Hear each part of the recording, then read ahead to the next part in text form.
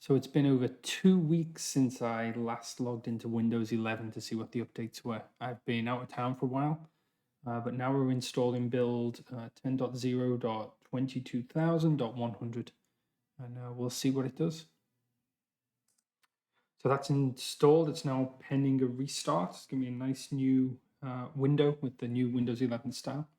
Just going to go ahead and restart now.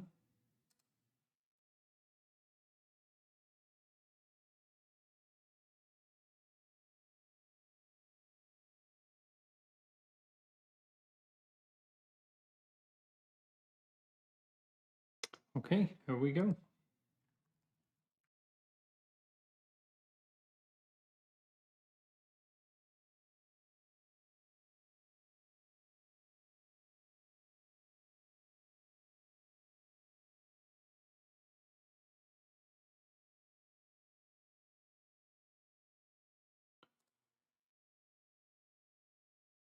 Okay.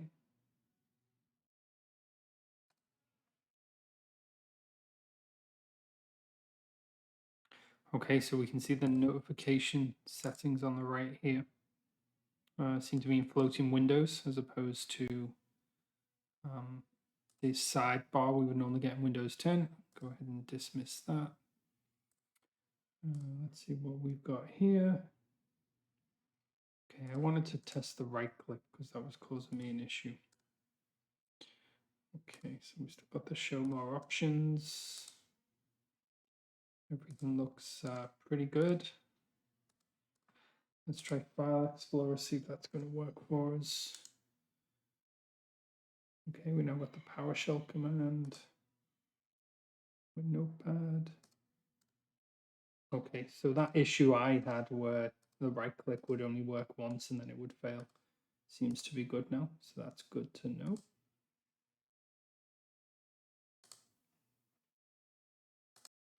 Okay, so apparently they're rolling out Teams, the Teams integration. I don't even have Teams installed, so let's go ahead and do that and see what happens.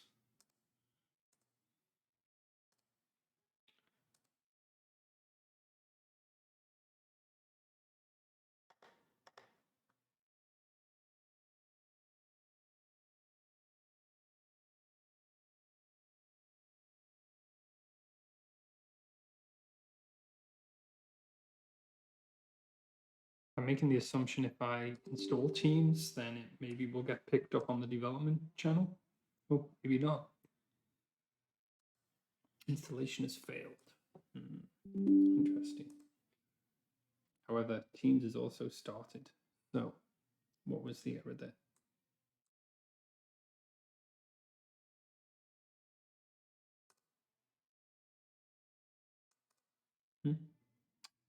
Interesting. Okay, well, Teams is running. Thank you to my colleague Will for popping up in my host system Teams there. Let's connect in here. Actually, we don't want this one.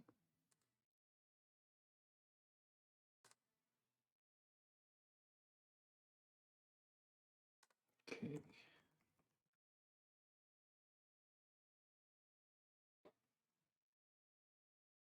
Let's see if we can just get a prompt.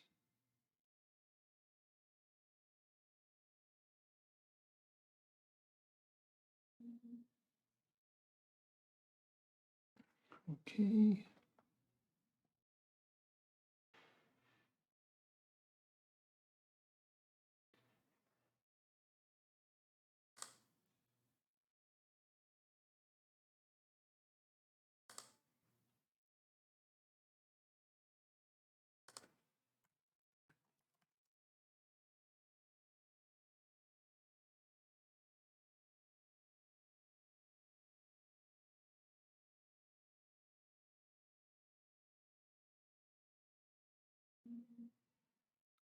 Try again with an account that actually has a tenant associated.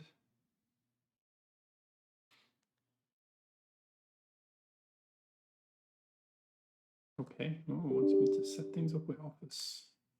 See what happens. You're all set. Enjoy using Teams. Let's have a look at these notifications again. We can collapse that calendar to give us more notification space. We can go and look at our focus assist settings. I didn't really focus on the settings there, but this is where we can set things to priority only or alarms only. We can do a summary of what I missed, which is pretty cool. We can set up automatic rules. A lot of good stuff that's in Windows 10 with a couple of minor tweaks on top. Okay, well, I don't see anything else in terms of Teams integration, so I'll leave this running and see whether that's delivered to my installation. I believe it's being rolled out in a phased manner. We'll just have a quick look at the Windows Store, or the Microsoft Store, I should say.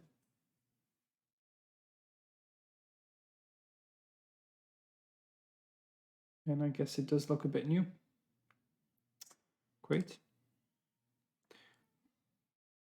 So I don't think it gets much more exciting than that from a UI perspective. I think what I'm going to be looking at doing over the next week or two is just really focusing on doing some development, writing some code, working with PowerShell and Azure, and just seeing how that stacks up compared to Windows 10. I think it's pretty exciting as a next step in Windows to have Windows 11. I kind of like the UI so far. I'm not heavily against it. It's nice and refreshing. Let's see how many years that lasts. I'm interested to see under the hood what significant changes there may be, if any. My gut feeling at the moment is that maybe this is just going back and rewriting some legacy elements to make Windows 10 even more robust than it was anyway. I know there's a lot of critics that never thought it was robust anyway, but they tend to be more just on the blog channels trying to pimp out Linux distributions.